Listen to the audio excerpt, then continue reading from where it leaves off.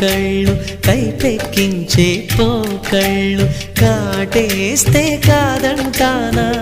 ఇప్పుడైనా వయసేమైనా సొగసేమైనా మరపించే మనసేమైనా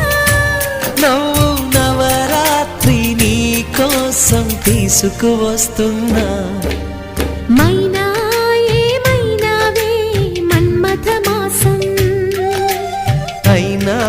ఎంతైనా ఇది మెత్తని మోసం